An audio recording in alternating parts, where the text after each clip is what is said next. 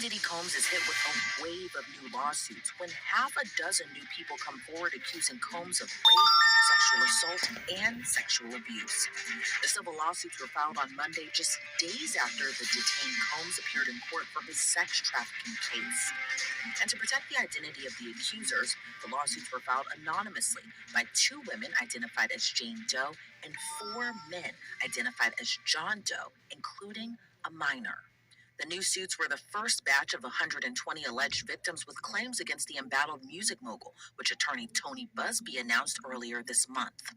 The biggest secret in the entertainment industry that really wasn't a secret at all has finally been revealed to the world. The wall of silence has now been broken, and victims are coming forward. Our team has had at this point more than 3,285 individuals contact us with people claiming to have been victimized by Sean Combs. After vetting, we now represent 120 individuals who intend to bring civil claims in civil court against Sean Diddy Combs, as well as claims against many other individuals and entities that we will name as defendants as we file these individual cases. The latest filings span nearly 3 decades, from 1995 to 2021, and detail different accounts of horrific sexual assault. In 95, a woman says she attended a party for Notorious B.I.G.'s music video, One More Chance. It was there she claims Combs raped her in a bathroom. The woman said Combs brought her into the bathroom to talk privately and then began kissing her unexpectedly. She says she tried to pull away and he allegedly slammed her head into the wall, which caused her to fall to the floor. When she was on the floor, the producer allegedly hit her again, lifted her dress, and raped her. After, Combs allegedly threatened her by saying, "You better not tell anyone about this or you'll disappear." A John Doe says he was just 16 years old when the mogul fondled him at one of his white parties in 1998. The male plaintiff alleges Combs told him he had the look of a star and then ordered him to drop his pants. He claims Combs explained to him that it was a rite of passage to becoming a music star and allegedly asked him, "Don't you want to break into the business?" The then teen says he complied out of fear, anxiety, and the power imbalance he felt with Combs, and later realized what he says happened was sexual assault. In 2004, another Jane Doe alleges Combs raped her in a hotel room after he invited her and a friend there for a party. Combs allegedly gave them drinks and told them to snort cocaine. The woman, who was a freshman in college, says Combs forced her friend to perform oral sex on him and threatened to kill them if they didn't comply. In 2006, another John Doe, who was a security guard at the now infamous white parties, claims he was sexually assaulted by Combs. The man says he began to feel extremely ill at the party after drinking 2 drinks with alcohol that were provided by Combs. The accuser says he was disoriented and alleges the Bad Boy Records founder forcibly pushed him into an open van, held him down, and sexually assaulted him. In 2008, another man claims he was sexually assaulted by Combs in a New York Macy's. This John Doe says he was an advisor at Echo Clothing, a competitor of the mogul Sean John clothing line. He claims he was in a stockroom at Macy's in Manhattan when Combs and 3 bodyguards entered. Doe alleges he was turning a corner in the stockroom when he was hit around the base of the neck, possibly with a pistol. He says this forced him to his hands and knees, and he saw that each of Diddy's bodyguards had guns in their waistbands. The man alleges he heard multiple voices saying things like, "I'll kill you." Combs allegedly approached the man and forcefully, brutally, and orally raped him for at least 2 minutes. According to the suit, after Combs was finished, he threw Doe's head aside and said words to the effect of, "Shut up or I'll kill you." And in 2021, another man claims he was drugged and assaulted by Combs and multiple other unnamed men at a party. This John Doe says he became disoriented after a drink at a New York party. He claims he was trying to leave when he heard another man say, "Hold on," and promised to help him. Doe says he remembers being in a bedroom, unable to speak, move, or fight back. He says multiple men began sexually assaulting him through sodomy and other forced acts. The man says he distinctly remembers seeing Combs above him naked at one point during the assault. The male plaintiff says that he was sodomized by at least 3 men. Combs was already facing a number of civil lawsuits accusing him of sexual misconduct and other illegal activity, which he has denied all those allegations. The disgraced mogul, who remains locked up in a federal detention center in Brooklyn, has denied the recent allegations against him. Through his attorneys, they say, quote, Mr. Combs and his legal team have full confidence in the facts, their legal defenses, and the integrity of the judicial process. In court, the truth will prevail that Mr. Combs has never sexually assaulted anyone, adult or minor, man or woman. Well, we have a lot to break down with these lawsuits, so I want to bring on now criminal defense attorney Safa Robinson. Safa, always. Add an MVP to your roster when you finance the 2024 Toyota Tundra for just 1.99% at Toyota Knox. Robinson. Safa, always great to see you. You know, the allegations in these lawsuits are horrific. We have allegations of rape, sexual assault, and sexual abuse. Some incidents allegedly happened at Diddy's now infamous white parties, some happening in bathrooms, one even allegedly happening in a Macy's stockroom. What's been your reaction to these half a dozen lawsuits that were filed yesterday?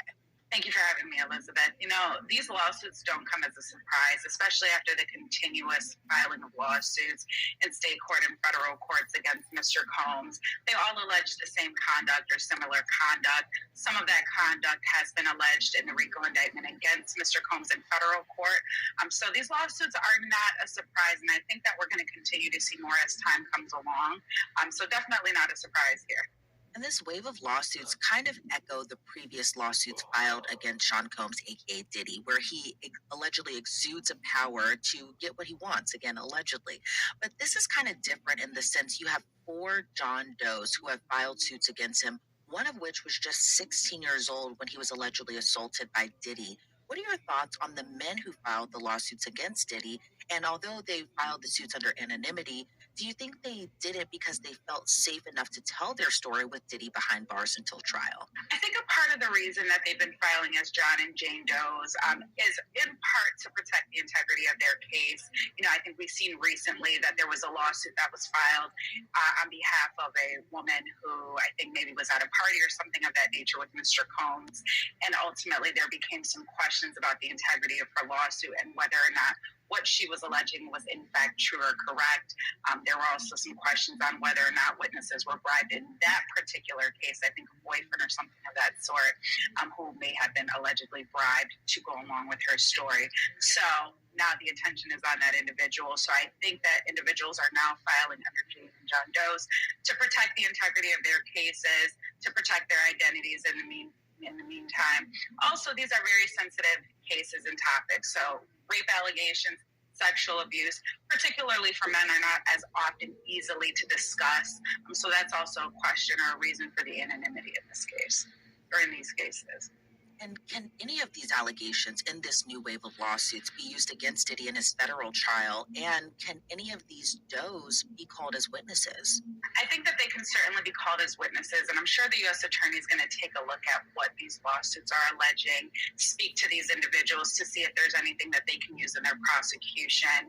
I think that the U.S. Attorney's Office has casted a wide net with regard to obtaining evidence and search warrants and things of that nature. So I think they're generally familiar with, you know, who the victims or the alleged victims are in these complaints, and you know what the evidence particularly may say or may show, which is why we're here. You know, the RICO indictment alleges sexual abuse.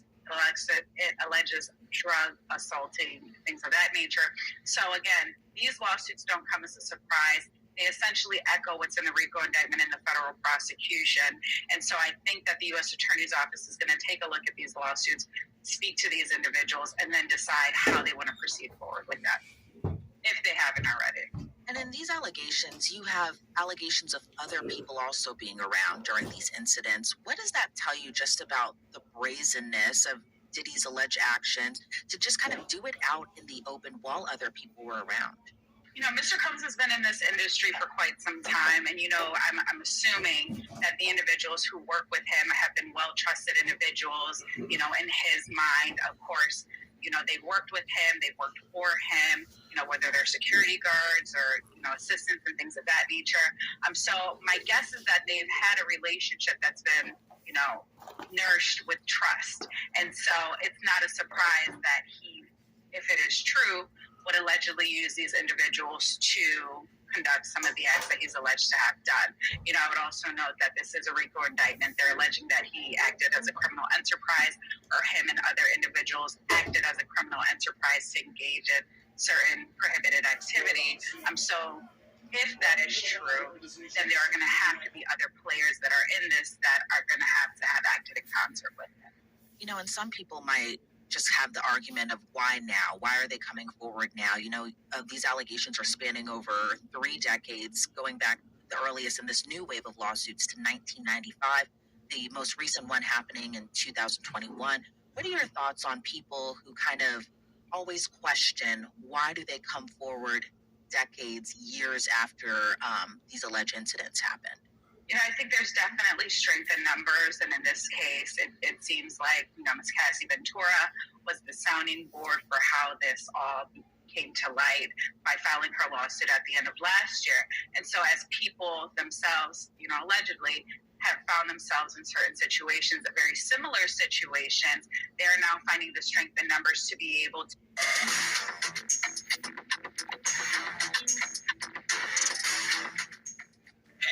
Did you know you might get a big cash payout if you were in a car accident last year? Yep.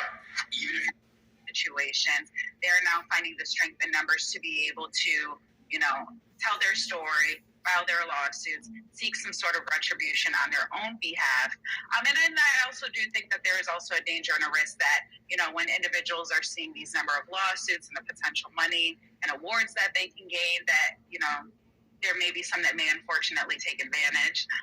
But with the real victims, or with the true victims, you know, they find strength in numbers, and this happened to her, this happened to me too. I'm ready to tell my story, and essentially seek justice on their own behalf.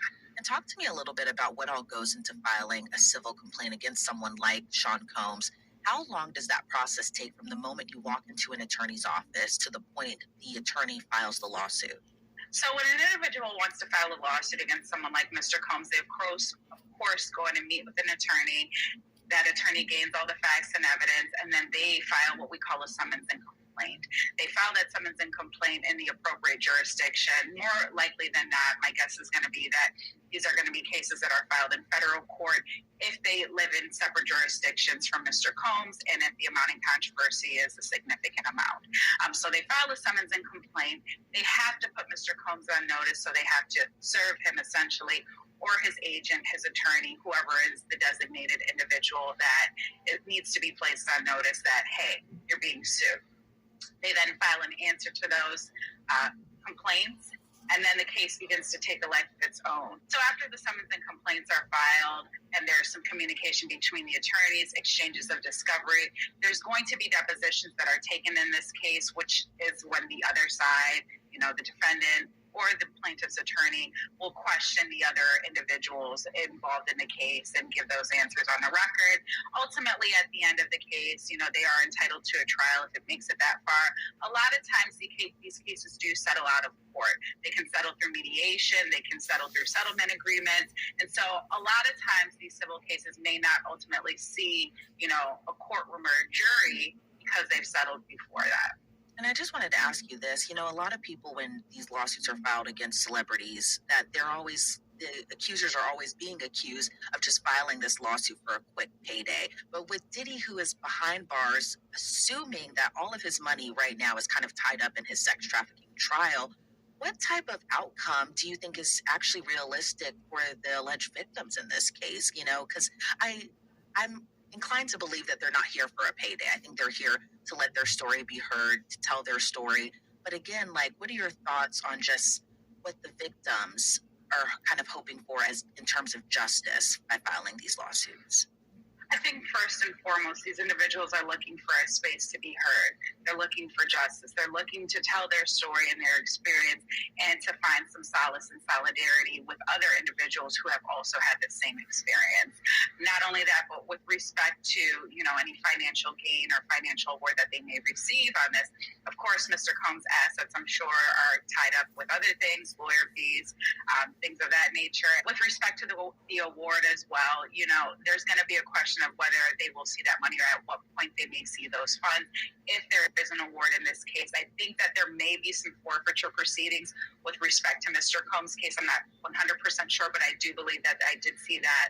And so, of course, the government is going to take financially and things like that before anybody else will even have an opportunity to gain any financial award. And Diddy, even though he's behind bars, as we all know, has denied the allegations against him. As his attorneys say in part, quote, in a statement, in court, the truth will prevail that Mr. Combs has never sexually assaulted anyone, adult or minor, man or woman. What are your thoughts and what do you make of that statement kind of denial here? You know, Mr. Combs certainly has a right to remain silent. You know, he's entered a not guilty plea to the charges, and that is certainly well within his right. And his attorneys are right. You know, at the end of the day, this has to play out in court at a trial. It's the government's burden to prove his guilt beyond a reasonable doubt. Call in the appropriate witnesses if they want to seek a conviction on this case. You know, it's one thing to allege something against an individual, and it's one thing for an individual to be charged with a crime, but it's another thing to actually be convicted. And at trial, things happen. You know, witnesses may appear, they may not. You know, stories change, and, you know, there are a lot of things that play into once trial day and the trial weeks, and in this case, it's probably going to take months on trial, actually happens. But he certainly has that right to remain silent. I expect that he's going to continue to exercise that right. You know, his defense team or his defense attorney, I anticipate, will be exploiting those witnesses that do get on the stand to testify against him at trial if it makes it that far. All right. Well, Safa Robinson, I always appreciate your insight into these cases that we cover here. Before we sign you off, anything else